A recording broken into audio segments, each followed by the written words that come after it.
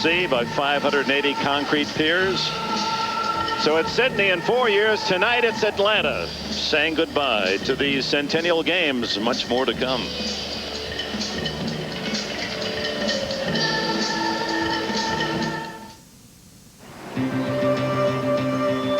Olympic flame continues to burn for a little while longer.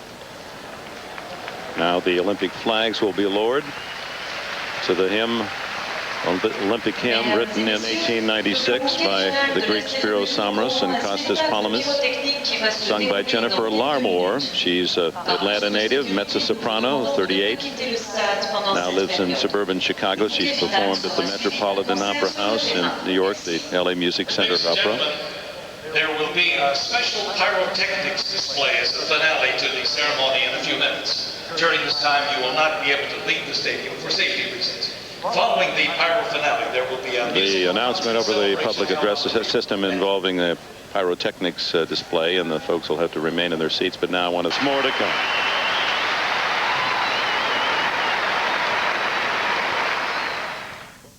The spectators here at the closing ceremony in the Olympic Stadium are seeing a brief review of some of the great moments of the games. A short while ago, we bring it to you now on tape. Hannah Storm spoke with someone who had some great moments of her own here, the Irish swimmer Michelle Smith. Thanks, Bob. Here with triple gold medalist Michelle Smith of Ireland. Michelle, I know you're leaving in about 20 minutes or so to go back home. Do you have any indication what kind of celebration you're going to see when you get there? Well, I know the President of Ireland is going to meet me off the plane when we arrive home, and there's supposed to be about 60,000 people at the airport alone. And then we're going downtown to the city centre in Dublin, and there's going to be more people there, so it's going to be crazy celebrations at home. You're the first woman from your country to win a gold medal. What sort of impact do you think you'll have on women's sports in Ireland? Well, I've already heard news from home that there are a lot of young girls and a lot of young boys now waiting to get into swimming lessons, and they're all dying to be the next Michelle Smith. You had to endure a lot of questioning here about performance-enhancing drugs. Do you feel that you received an unfair reception here in Atlanta during the Olympics? Yes, I do, but I think that I overcame that, and I think the most important thing was my performances during the week, and I think I've proven with 3 gold and a bronze that I've been one of the best performers here. Will we see you in Sydney? I hope so, certainly. Thank you for being so gracious, and have a great trip home. Congratulations. Bob?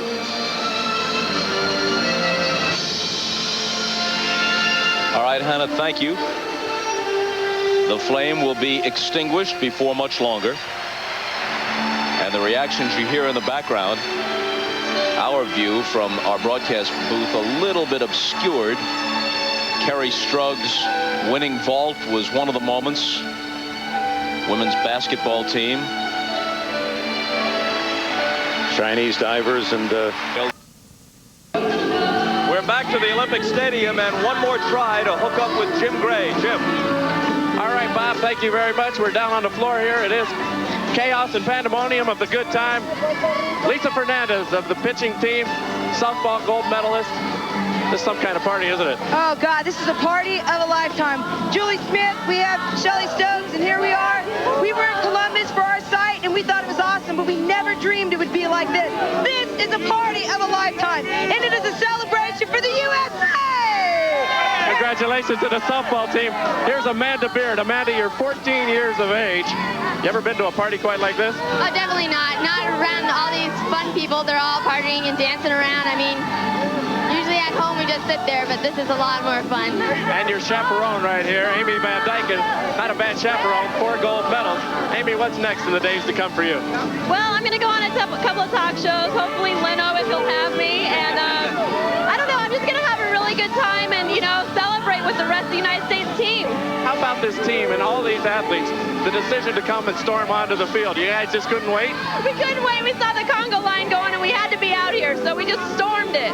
The feeling of the athletes that they have toward Atlanta now that these games have concluded. Tell us about it. Well, I mean, I think that there's a great feeling of camaraderie amongst all the athletes, and I think that what really symbolized that was when we saw all the flags come out on the field and just become one. I think that that was really great, and I actually started crying up there. It was really embarrassing. Amy, congratulations to you. Amanda, we look forward to seeing you both in Sydney. Let's go back upstairs to Bob Costas. All right, Jim, thanks very much. And what we're going to do is simply send it back down to the floor of the stadium as the concert continues. American music, the amalgamation of all the nations, all the athletes have put a punctuation mark on these games. And as we say goodbye, Bob, what I'll remember is the triumphs were brilliant and the struggles were inspiring. And I can't think of a greater assignment than be able to put your hand on the pulse of athletic human drama. We are very fortunate. It was great working with you again. Thank you, Dick. Always a pleasure to be with you. So, a rousing closing ceremony that put a smile on everybody's face, and this is where the games come to a close. As we look back on 17 days, we see that they will be remembered for many things, including, but not limited to, a number of problems. Atlanta attempted to stage the biggest Olympics in history in every respect. The number of nations, the number of athletes, the number of events, the number of tickets sold, more than Seoul and Barcelona combined. Perhaps inevitably then, there were some foul-ups, transportation, computer problems, unfavorable comparisons to Barcelona and Seoul regarding security. There was also the criticism that the games were too crassly commercial. No one naively believes that the Olympics, for all their merit, are not a business enterprise. However, the Atlanta Games were staged almost entirely with private funding. In contrast, the government of Spain spent about $7 billion on the Barcelona Games. When private enterprise is paying the freight, those sponsors want a return on their dollars, and this contributed to an increased commercial atmosphere here. IOC Vice President Dick Pound, advocating a more equitable mix of tax dollars and corporate money, said, "What we have learned is that the Olympics are too complicated to be handled by the private sector and too expensive to be carried alone by governments." Another official said that the Olympic family had reached its logistical limits and suggested it will be necessary to put a cap on the number of athletes and media. For all that, we cannot forget the sheer achievement of landing and staging these games. If Billy Payne's dream was not completely realized, he and his fellow Atlantans came pretty close. This city was home to the biggest event on the planet and the stage for countless dramatic and memorable moments. The graciousness and hospitality of the people of this city were praised by all, as was the spirit that saw the games forge on and Centennial Park reopen after the horror of the bombing. Let future Olympic cities take note of Atlanta's difficulties and make the appropriate adjustments. But at the same time, a whole lot that was right happened here.